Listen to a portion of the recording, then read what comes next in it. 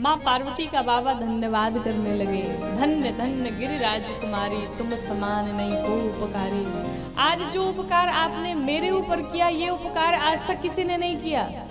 मैया पूछती मैंने क्या किया, तो बाबा कहते हैं कि पूछे ओ रघुपति ये कथा प्रसंगा।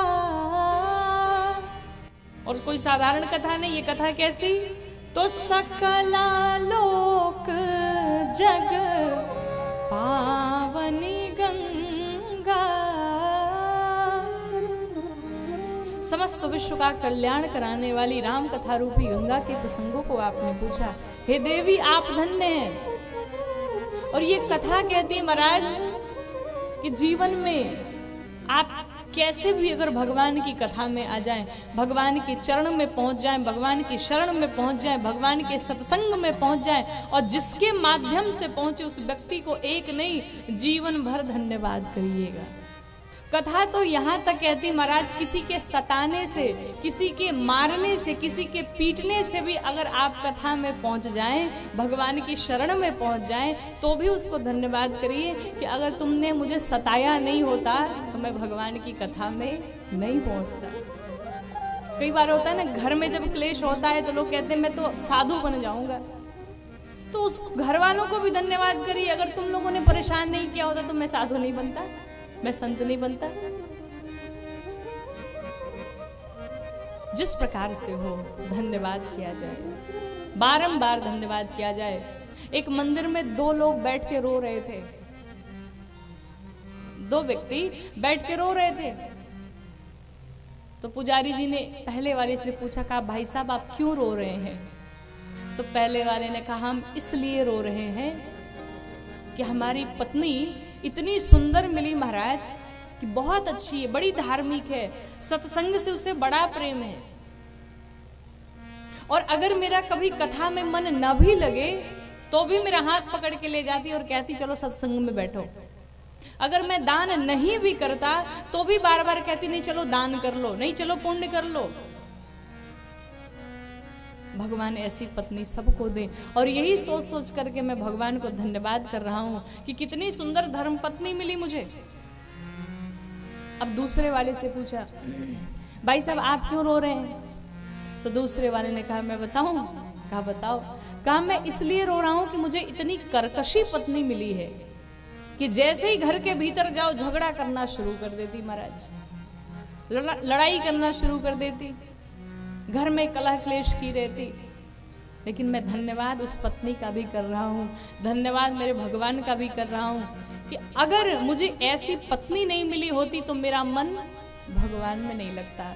मेरा मन अगर वो हमसे प्रेम करती तो मैं उसके प्रेम में फंस के रह जाता, फिर उसके लिए मैं टाइम निकालता, उसी के पास में बैठा रह जाता, फिर उससे कहीं बाहर जाता ही नहीं। और मैं तो धन्यवाद कर रहा हूँ कि भगवान ऐसी झगड़ालू पत्नी मुझे दी कि वो झगड़ा करती रहती और मेरा मन भगवान के चरणों में लगा रहता है। तो ऐसी पत्नी को भी मैं धन्यवाद करता हूँ।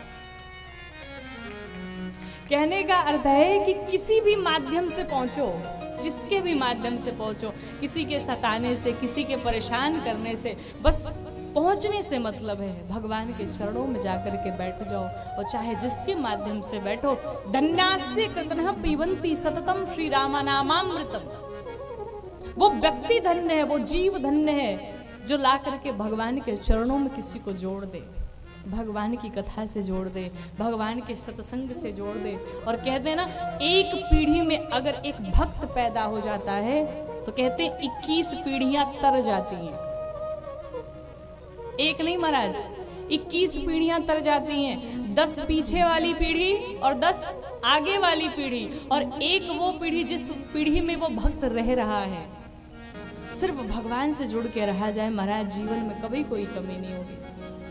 भगवान शंकर कहते हैं कि जो जीव भगवान ने जिसको आंखें दी हैं और आंखें होने के बाद भी, आंखें मिलने के बाद भी जो जीव भगवान का दर्शन न करने जाए वो आंख आंख नहीं है। कहा फिर क्या है? कहा वो मोर के पंख पर बनी नकली आंख के समान है। उस आंख का कोई मतलब नहीं है। जिस मनुष्य को भगवान ने कान दिए और कान होने के बाद भी भगवान की कथा न सुने, उस मनुष्य का कान कान नहीं है। कहा फिर क्या है? कहा सांप का बिल है। ये कान कान नहीं है, क्या है? सांप का बिल है।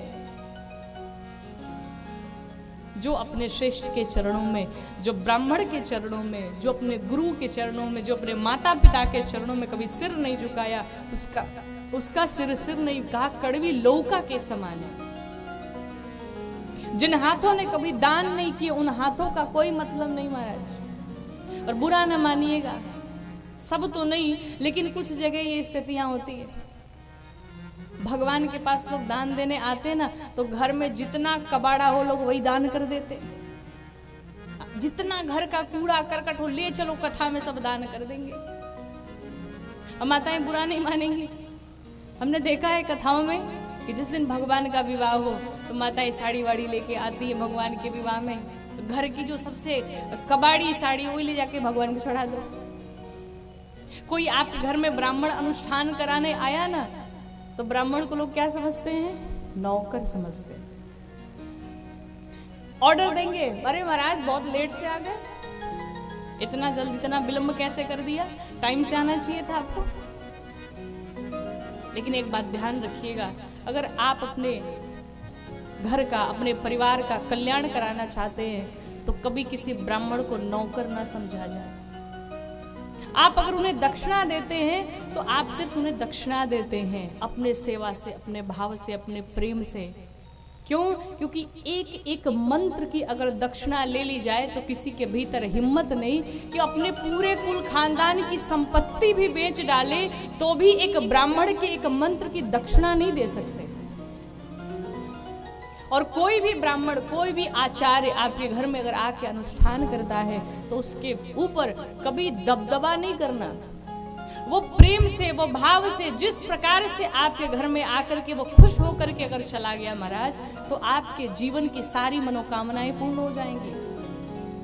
वो अगर प्रेम से 1 घंटे ही पूजा करा देना, उसी में कल्याण हो जाएगा। और टाइम दिखा दिखा करके अगर ब्राह्मण को पूजा करवाने लगे तो महाराज कल्याण होने वाला नहीं है।